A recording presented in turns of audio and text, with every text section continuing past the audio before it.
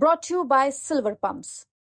Top quality और consistent performance के लिए सिर्फ सिल्वर पंप्स नाम याद रखना। देश की राजधानी दिल्ली, जहां जगह जगह सीसीटीवी कैमरे हैं, हाईटेक सिक्योरिटी है और सबसे बड़ी बात, देश की सबसे प्रतिष्ठित दिल्ली पुलिस यहां है।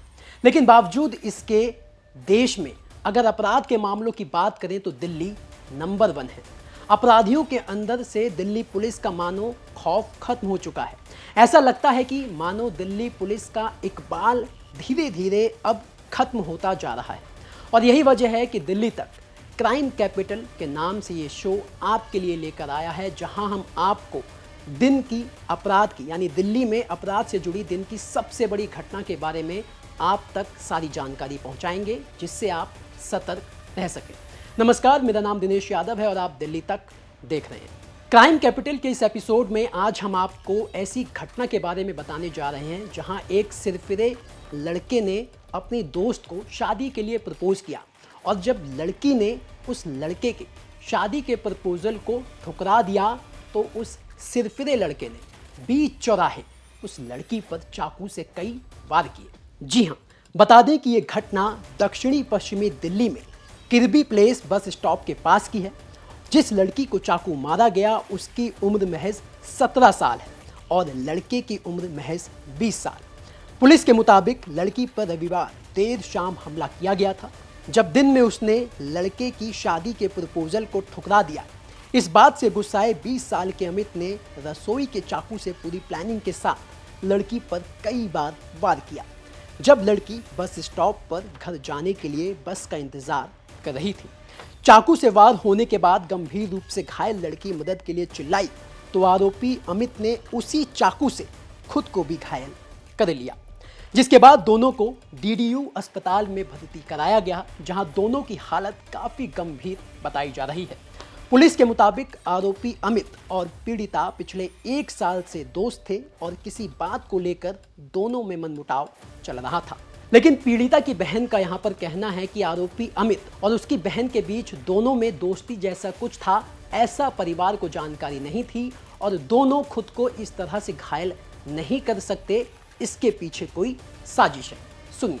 मार दिया उसको और हॉस्पिटल में आ जाओ, एडमिट है। तो फिर मैंने कहा ठीक है कोई बात नहीं। फिर मैं और मेरा बड़ा वाला छोटा भाई हम दोनों आए रात में हॉस्पिटल, और तो बहुत ज़्यादा हालत उसकी अभी भी है। डॉक्टर बोल रहे हैं कि मतलब हम अपनी तरफ से पूरी कोशिश कर रहे हैं, लेकिन अभी वो सही नहीं है, बहुत ज़्यादा सीरियस है अभी भी। अच्छा, ये जो अमित नाम लेकिन वो लड़का है जो अमित नाम का, तो वो मेरी बहन के साथ ही मतलब दुकान के साथ ही काम करता था। अच्छा, आपकी बहन के साथ में काम करता मतलब साथ में ही दुकान के बगल से ही उसकी जस्ट दुकान थी कपड़ों की, वहाँ पे शॉप पे काम करता था वो। अच्छा, तो और हमें कोई जानकारी नहीं इस बात में, मतलब कि उनके बीच में क्या था क्या नहीं था। लेकिन अगर एक दूसरे को चाकू मारते तो इतना ज़्यादा नहीं था, लेकिन इसमें कोई ना कोई है सर, क्योंकि अगर वो उसको मारते तो इतना ज़्यादा घाव नहीं था। उनकी बहुत ज़्यादा दोनों की हालत ख़राब है। आपकी बहन क्या काम करती है? शॉप पे करती है।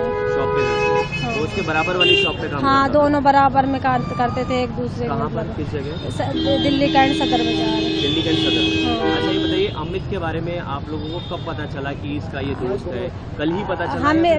मैंने कल वही दोपहर में 2:30 बजे के लमसम देखा था बहन के साथ अपने। तो मैंने बोला था कि ये कौन है, तो बोला मेरे फ्रेंड है।